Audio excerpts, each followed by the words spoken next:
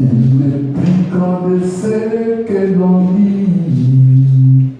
Il est plus grand de ce que l'on dit. Il est excellent, merveilleux. Tu es plus grand de ce que l'on dit. Il est Excellent, merveilleux. Tu es plus grand de ce que l'on dit. oh Jésus. Tu es plus grand de ce que l'on voit. Tu es plus grand de ce que l'on voit. Tu es Excellent, merveilleux.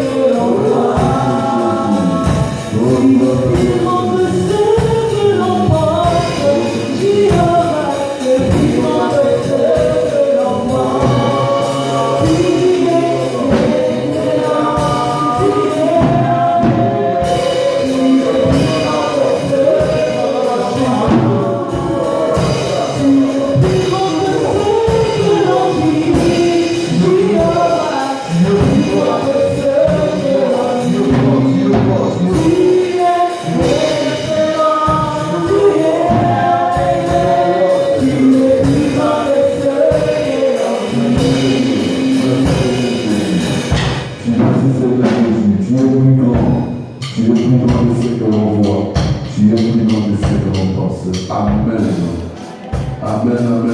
que l'on voit.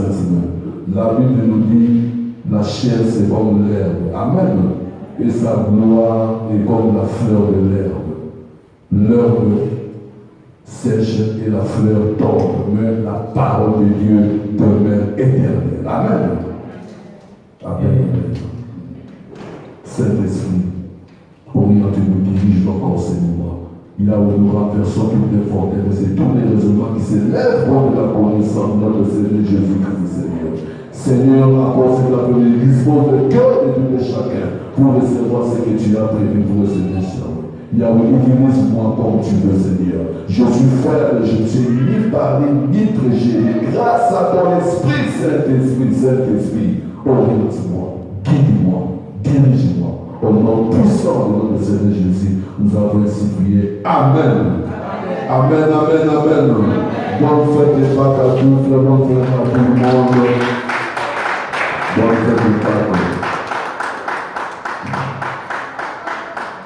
Je rends encore grâce à notre Dieu, à notre Seigneur Jésus, parce que s'il n'était pas mort et ressuscité, on ne pouvait pas être ici. Amen. Et la parole de Dieu de l'évangile sera enfin. Je remercie encore mon pasteur Noël pour la marque de confiance et la présence de tout le monde qui est ici. Amen. Bien-aimé, aujourd'hui c'est le jour de la Pâque. Le jour de la Pâque. Et j'ai un thème ici que j'ai prévu pour nous, c'est les avantages de la Pâque, ou bien les bénéfices qui sont liés à la Pâque. Amen.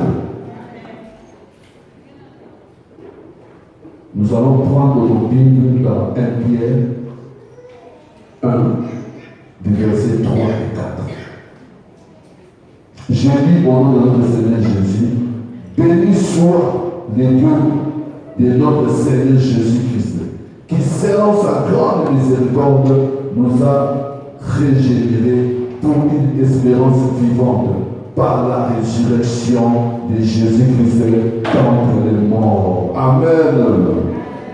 Nous allons aussi lire l'Exode.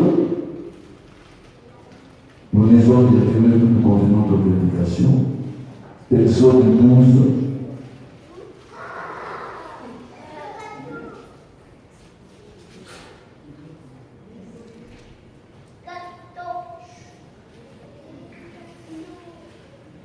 C'est tout le chapitre, c'est pour l'institution de la Pâque. Mais nous allons lire d'abord le verset 5. Ça sera un agneau sans défaut, mâle, âgé d'un an. Vous pourrez prendre un agneau ou un chevreau. Amen. Dans le verset 7, la Bible dit, on prendra de son sang et on la mettra sur les deux poteaux et sur les linteaux de la porte des maisons où on le mangera. Amen. Au verset 11, la Bible dit, quand vous les mangerez, vous aurez vos reins saints, vos souliers aux pieds et votre bâton à la main, et vous les mangerez à la hâte. C'est la Pâque de l'Éternel. Amen. Et à partir du verset 21 jusqu'au verset 25, ma Bible dit, Moïse appela tous les anciens d'Israël et leur dit, allez prendre du bétail pour vos familles et immoler la Pâque. Vous prendrez ensuite un bouquet d'hysope, vous les tremperez dans le sang qui sera dans les bassins et vous toucherez les linteaux et les deux poteaux de la porte, afin que le sang qui sera dans les bassins, nul ne vous sortira de sa maison jusqu'au matin.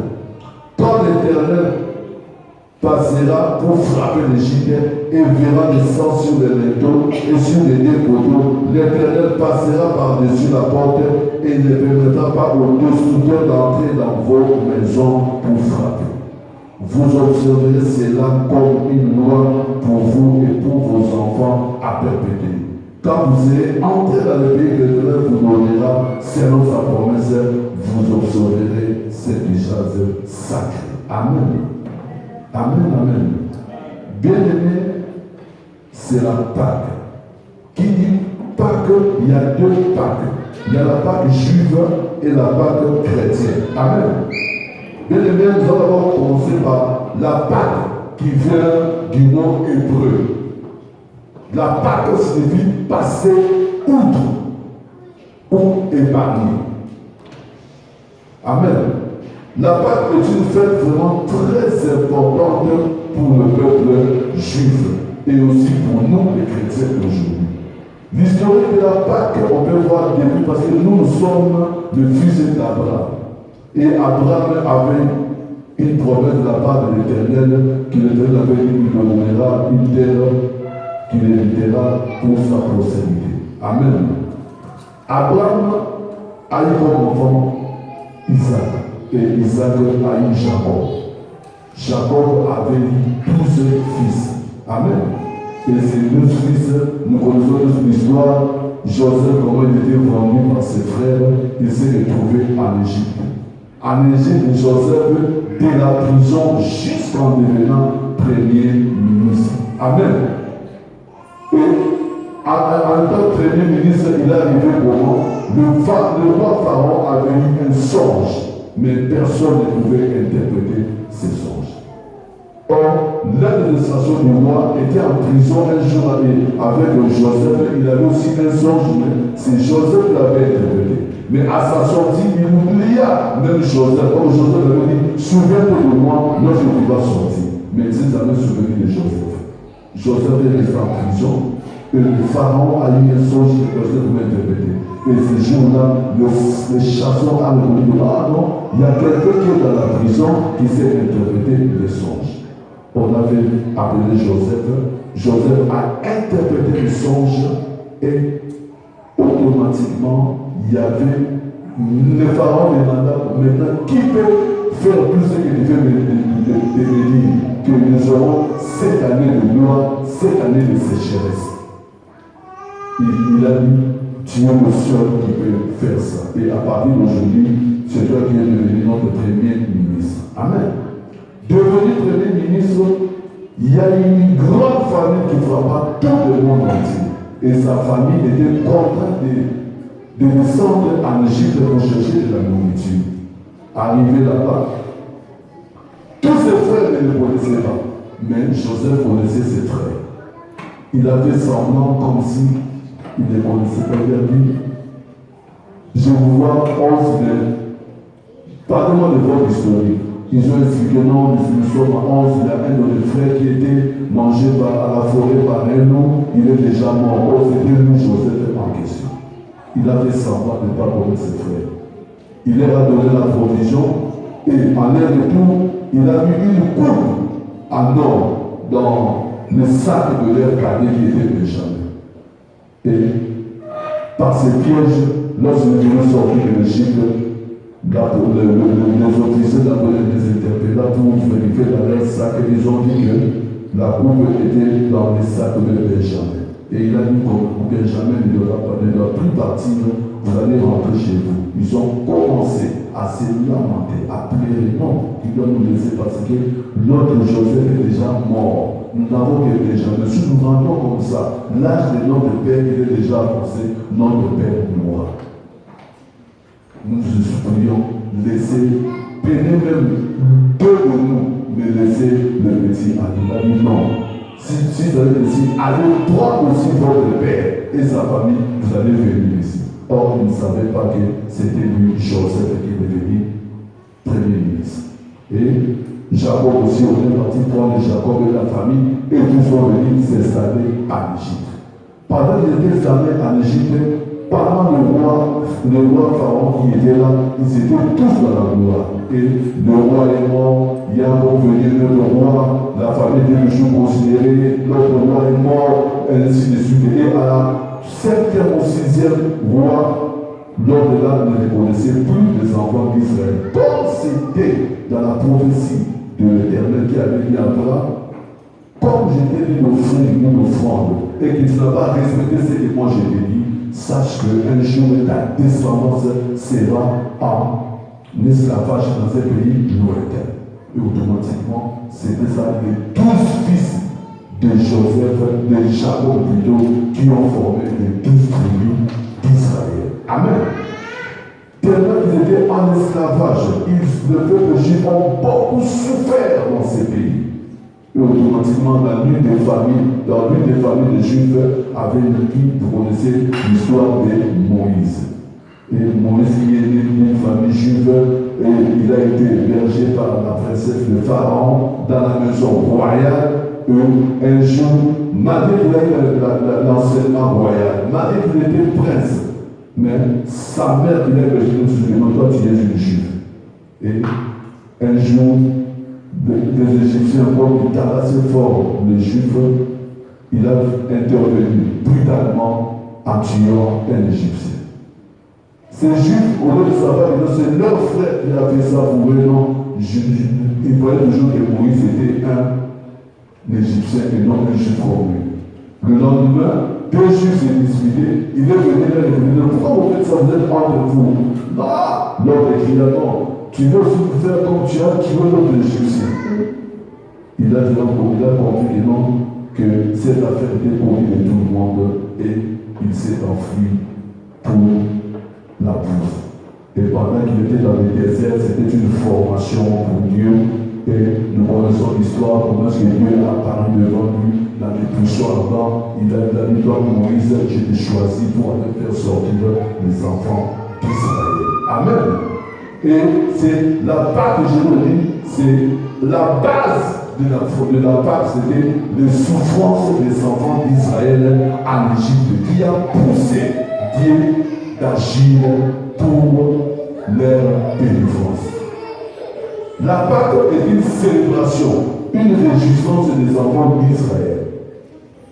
Moïse arrivait en Égypte comme c'était envoyé par l'Éternel. Il dit à Pharaon, non, l'Éternel m'a envoyé pour libérer son peuple pour qu'il aille adorer à la montagne. Mais Pharaon n'avait pas voulu. Nous connaissons toujours l'histoire des 10 plaies qui se sont passées, mais Pharaon ne libérait pas toujours les enfants d'Israël. Les enfants du peuple juif. Et la dernière chose que Dieu avait fait, c'est ce que nous venons de lire ici. Il a dit, pourquoi vous ne devez pas libérer? Nous allons maintenant frapper tous les premiers-nés des sommes et des bétails. C'était en ce jour-là que Dieu leur a dit de prendre un animal, soit vers chez vous, de manger seulement la viande sans levain et de prendre le sang, de mettre dans les linteaux de leur maison. Parce qu'il devait envoyer l'exterminateur, l'ange détructeur, l'ange de la mort qui devait passer la nuit. Là où il n'y avait pas de sang, là où il n'y avait pas de sang dans les maisons, l'ange frappa. Mais là où il y avait du sang, il passa outre. Il passa outre. C'est ça la Pâque. Amen. C'est ça la Pâque juive. Et Bien aimé, cette chose, cette célébration existe même aujourd'hui. Dans quel sens? C'est-à-dire que lorsqu'on est dans la souffrance, lorsqu'on est dans la souffrance et qu'on invoque le nom de l'Éternel bien aimé pour ses enfants, c'est que Dieu va agir. Normalement, nous célébrons la Pâque pour reconnaître le bienfait de Dieu. Donc les enfants d'Israël ont célébré la Pâque pour les sortir en Égypte, pour aller à Canaan. C'est dans leur sortie qu'ils ont pu pour célébrer la Pâque et l'Éternel a dit que nous ça sera perpétuel, nous ça sera donc à continuer chaque année d'une manière continuelle. Vous allez commencer toujours fêter la Pâque pour vous souvenir de votre sortie en Égypte. Amen. Bien aimé, c'est comme je vous ai dit, ce sont des souffrances d'après qui a poussé Dieu d'agir dans le pense. Nous allons voir ici les caractéristiques de cette Pâque juive. Lorsque nous lisons dans Exode 12, du verset 5, nous avons vu que ça sera un agneau sans défaut, mais âgé d'1 an, vous pourrez prendre un agneau ou un chevaux. Bien aimé, d'abord, pour fêter cette Pâque, il fallait immoler l'agneau. Lorsqu'on dit immoler l'agneau, il fallait offrir quelque chose sans défaut, comme la Bible nous dit. Et commémorer ça en Égypte avant de sortir. Manger la viande de l'agneau avec le pain sans levain, mettre le sang dans les linteaux et puis sortir. Avant de sortir pour l'Égypte, il devait commémorer ça. Bien aimé, dans le verset 11, la Bible nous dit, dans le verset 6 plutôt, que vous pouvez manger la viande de pain sans levain et des herbes amères. Le pain sans levain, ce sont donc sans compromission. Donc il faut manger la viande avec le pain sans levain. Normalement, lorsque le pain sans levain, c'est sans inimitié, sans rancœur. Amen. Donc nous devons avoir un esprit de pardon, donc sans conflit, sans guerre. Pour bien fêter la Pâque, tu dois savoir pardonner aux autres. Amen. Tu dois savoir pardonner les autres. Si tu as un problème avec quelqu'un, en tout cas, je t'exhorte vraiment cet après-midi de vraiment la chercher ou chercher celui qui a un problème, essayer de lui pardonner parce que la Pâque n'est pas de conflit, n'est pas de querelle, il faut demander pardon pour bien fêter notre Pâque. Amen. La Bible dit dans le verset 11, il avait des raisins avec tous les arbres. Lorsqu'on parle des raisins, dans la ceinture des reins, ils avaient la gourde. Or, dans la gourde, on met toujours de l'eau. C'est une prévention parce que dans les déserts, il faut que, comme ils sortent de l'Égypte, il faut qu'il y ait une provision de l'eau. Or, l'eau dont nous parlons aujourd'hui, c'est ça la parole de Dieu. Amen. C'est la parole de Dieu. C'est l'image de la parole de Dieu. Et toutes les âmes de la foi pour faire la parole qui donne confiance à notre Dieu. C'est ça. Les levains, pour les questions, les levains, ce sont les péchés, les souillés. Donc il faut manger sans péché. Il faut toujours se purifier avant de célébrer la Pâque. Et les enfants il faut avoir des souliers au pied. Les souliers au pied, c'est les ailes de l'évangile, c'est l'assurance de notre Dieu. Que Dieu était avec eux. Et ils avaient aussi des bâtons à la main. Les bâtons à cette époque-là, c'est les bâtons, c'est pour être en équilibre. Et aujourd'hui, c'est le Saint-Esprit qui nous permet d'être en équilibre. Amen. Nous allons voir que la Pâque n'est pas seulement une histoire à raconter pour les enfants d'Israël, mais c'est aussi une réalité spirituelle pour nous, les chrétiens. Amen. Bien aimé, si nous prenons nos Bibles dans 1 Corinthiens 5, dans verset 7, ça c'est pour nous aujourd'hui. 1 Corinthiens 5, verset 7, nous allons voir que faites disparaître les vieux levains, afin que vous soyez une pâte nouvelle, puisque vous êtes sans levain, car Christ, notre Pâque, a été immolé. Amen. C'est comme je viens vous le dire, lorsque vous en avez parlé de levain, c'est la souillure. Et souillure veut dire péché. Lorsque nous voulons célébrer et immoler la Pâque, qui est notre Seigneur Jésus qui était mort et il est ressuscité pour nous, il faut vraiment que nous soyons sans souillure. Amen. Bien aimé, les raisons vraiment qui ont poussé Dieu d'intervenir pour les enfants d'Israël en Égypte, je vous l'ai dit, sont les mêmes raisons qui ont poussé Dieu à envoyer Seigneur Jésus-Christ. Parce qu'à l'époque, Dieu avait une nation, c'était la nation juive. Et aujourd'hui, Dieu a une famille. Amen. Nous sommes présentés par une famille. Et tellement que Dieu a vu la souffrance de l'homme, des enfants d'Israël, il a envoyé Moïse pour qu'il fasse sortir les enfants d'Israël d'Égypte. Mais et après, tellement que le monde était empli, il y avait de débauches, il y avait donc pas mal de souillis, de péchés en outrance. Malgré qu'il a consumé son moment, mais la méchanceté de l'homme, le péché continuait toujours à outrance. Tellement que Dieu, il avait besoin du monde, tellement que Dieu a tant aimé le monde qu'il a envoyé son Fils aimé Jésus-Christ. Et lorsque le Seigneur Jésus est venu, il a pris nos péchés, comme on a chanté ici. Il a pris notre place à la croix. Il s'est fait malédiction. Il est mort à la croix afin que nous ayons la vie et la vie à l'abondance. Amen. Et aujourd'hui, lorsque nous célébrons cette journée, lorsque nous célébrons la Pâque, nous célébrons la mort et la résurrection de notre Seigneur Jésus-Christ. Il est le seul qui est mort et après 3 jours, il est ressuscité et il est vivant. Amen.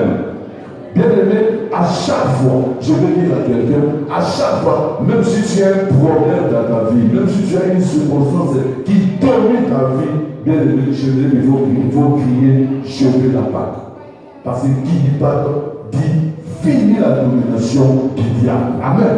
Fini la domination du César dans ta vie, dans ta situation, dans ta maladie, dans ton église, dans tout ce que tu as entreprendre là. Lorsque tu vois qu'il n'y a plus de place, il n'y a pas de solution, il faut crier la Pâque qui dit venir délivrance, le passé outre, il change de cap automatiquement. Amen. Bien aimé, c'est comme dans le livre de 1 Pierre 1, de 18 à 19. Vous allez voir que la Bible nous dit, mais sachant que ce n'est pas par des choses périssables, ni par l'or, par l'argent, que vous avez été rachetés de la vraie manière de vivre, que vous avez hérité de vos pères. Mais nous avons été rachetés par le sang précieux de notre Seigneur Jésus-Christ, comme plein d'agneau, sans tache, sans défaut. Amen. Donc c'est similaire comme à l'époque il devait sortir en Égypte, il fallait offrir un agneau sans tache, sans défaut. Et après, dans la nouvelle alliance, Dieu a offert son Fils unique qu'il aimait tant avec une mort sur la croix pour que nous soyons sauvés et pour que nous ayons cette vie en abondance. Nous avons que les enfants d'Israël, sous la domination romaine, avaient perdu leur identité. La compromission. Dieu avait promis la venue du Messie. Lorsque nous lisons dans le livre d'Ésaïe 59, nous avons le nom, un rédempteur viendra pour Sion, pour ceux de Jacob qui se convertiront de leurs péchés, dit l'Éternel. Amen. Et Ésaïe, c'est le seul livre de la Bible qui parle de la prophétie, comment Jésus-Christ va venir, comment Jésus-Christ viendra, comment Jésus sera mort. C'est Ésaïe qui nous parle de ça. Donc Ésaïe avait déjà prophétisé la venue du Rédempteur, qui est notre Seigneur Jésus qui viendra pour sauver le monde. Amen. Si nous sommes là Aujourd'hui, si vous êtes là, si nous sommes en vie, si nous croyons à la parole de Dieu, si nous croyons à tout ce que cette parole nous dit, c'est parce que ce n'est pas un discours, mais voyez l'évangile, la Bible de la parole de Dieu, c'est vraiment une démonstration de la puissance de notre Seigneur Jésus-Christ. Amen. Ce n'est pas un discours. Jésus, il est vraiment, il était mort et ressuscité, et il est à la droite du Père, intercédant pour nous. Donc il est le médiateur aujourd'hui entre nous et le Père. Sans sa venue dans ce monde, bien aimé, nous ne pouvons pas avoir la vie éternelle. Sans le sacrifice de Jésus-Christ à la croix, il n'y aura même pas de christianisme. Si Jésus n'était pas mort à la croix, nous ne serons pas ici. On ne parlera jamais de christianisme si on ne parle parce que c'est vrai, je vous dis, c'est la vérité que Jésus-Christ vraiment, il a été sacrifié à la croix. Et à la croix, bien aimé, Jésus ne s'est pas livré, ce n'est pas pour qu'on voit que Judas l'a livré. Oui, Judas l'a livré, mais on devait toujours utiliser quelqu'un. Mais, bien aimé, je vous dis que non, notre Messie, il s'est donné volontairement. Amen. C'était dans la volonté de notre Dieu que Jésus soit livré à la croix, parce que personne, je vous dis bien, personne n'avait le pouvoir de lui ôter la vie. Amen. Personne n'avait le pouvoir de lui ôter la vie. Parce qu'il est Elohim Dieu. Il est Dieu, Père, Saint-Esprit, et personne n'avait ce droit de lui ôter notre Seigneur Jésus-Christ la vie. Et en fait, je vous dis que l'œuvre de Jésus-Christ constitue un héritage pour nous. Bien vu. L'œuvre de la croix, c'est vraiment un héritage pour nous. Nous avons bénéficié de beaucoup de choses grâce à l'œuvre de la croix. Il nous a donné un héritage à cause de la mort de notre Seigneur Jésus-Christ. Bien vu. Ce que vous avez écouté au message des avantages. Bien aimé, je vais maintenant vous expliquer quels sont les avantages, quels sont les bénéfices qu'on a pu tirer, nous, à partir de la mort et de la résurrection de notre Seigneur Jésus, à partir du nom de notre Jésus. Bien aimé, par sa mort, il a versé son sang. Nous avons hérité quoi? Premièrement, le pardon des péchés. Amen. La Bible nous dit, sans l'effusion du sang, il n'y a pas de pardon des péchés. Dans l'Ancien Testament, lorsque tu péchais, c'était tu amènes le sang d'un animal, on prend le sang couvrait les péchés. Ça couvre les péchés, mais n'enlève pas les péchés. Mais à la mort de notre Seigneur Jésus-Christ, son sang enlève les péchés. Le sang de Jésus ôte les péchés. Donc, il efface automatiquement. Il n'y a plus de péchés. Et tout ça, c'est grâce à ce sont des bénéfices liés à la Pâque. Grâce à sa mort et sa résurrection, aujourd'hui, nous avons le pardon des péchés. Amen. Bien aimé, deuxièmement, nous avons la vie éternelle. Parce que dans Jean 3,16, la Bible nous dit, Dieu a tant aimé le monde qu'il a donné son Fils unique, afin que quiconque croit à lui ne périsse point, mais qu'il ait quoi? La vie éternelle.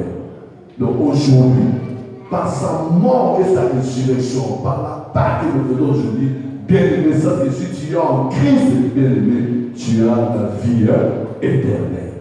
Amen. Par sa mort à la croix, c'est que moi j'aime beaucoup, c'est ça, Jésus nous a donné un Père. Amen. Donc il nous a mis en liaison avec notre Dieu. Donc la paternité, comme on peut. Nous avons un Père qui est notre Dieu grâce à sa mort. Il est le médiateur entre nous et notre Père. Amen. Quatrièmement, à sa mort à la croix, le sang qu'il a versé, il nous a donné la délivrance. Amen. Le sang qu'il a versé à la croix, ça nous a délivrés. Lorsque nous lisons dans Colossiens 2, 14 à 15, qu'est-ce que la Bible nous dit? Que Jésus, il a effacé l'acte dont les ordonnances nous condamnaient et qui se contre nous. Il l'a détruit en le clouant à la croix. Amen. Bien-aimés, nous étions sous les ordonnances. Nous étions sous les condamnations. Or, en Christ, il n'y a aucune condamnation. Si tu es en Christ par sa mort, par ce qu'il a versé à la croix, par la résurrection, il n'y a plus de condamnation pour ceux qui sont en Christ. Les liens de famille, les liens héréditaires, les paroles prononcées sont nulles et sans effet. Toujours, c'est grâce au sang qu'il a versé à la croix. Dans le verset 15, la Bible dit, il a dépouillé les dominations et les autorités et les a livrés publiquement en spectacle en triomphant d'eux à la croix. Dépouillé. Donc, il a tout pris. Parce qu'au jardin d'Éden, Satan avait dépouillé Adam. Satan avait récupéré. Donc, Dieu, lorsqu'il a créé le monde, il a donné l'homme le pouvoir de dominer sur tout. Mais lorsque le diable, par son ruse, le serpent, est venu tromper Ève et Adam, il a récupéré cette autorité. L'homme n'avait pas d'autorité. Mais grâce à la croix, grâce à notre Seigneur Jésus, bien-aimé, aujourd'hui nous avons récupéré cette autorité. Nous avons récupéré cette autorité parce que Jésus a dépouillé les dominations, les puissances. Il a tout pris à la croix et nous a rendus à l'homme. Amen. Cinquièmement, à sa mort, lorsqu'il est parti, il a dit, tant que je suis ici, il est bon que je m'en aille. Il a dit à ses disciples, il faut que je m'en aille pour que vous ayez un consolateur qui vous guidera. Et lorsqu'il est parti, il a envoyé le Saint-Esprit. Parce que l'église que nous sommes aujourd'hui a commencé le jour de la Pentecôte. Amen.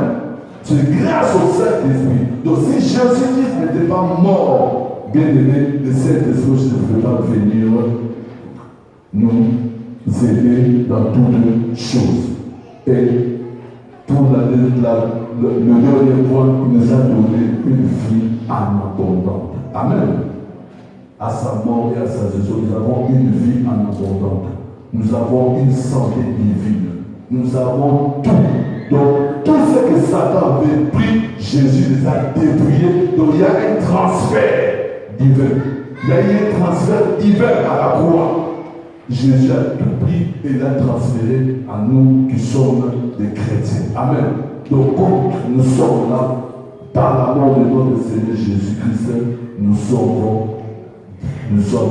toute la vie en abondance parce qu'il est mort, il est ressuscité, il est vivant, il nous a tout donné.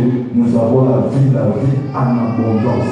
Donc la Pâque, il faut que nous la fassions. Le jour de la Pâque, il faut bien se préparer pour fêter la Pâque. Purifie-toi sans péché, pas de rancune, pas de querelle, pas de conflit, pour bien vraiment fêter cette Pâque. Parce que Jésus nous a tout remis, nous a tout restitué.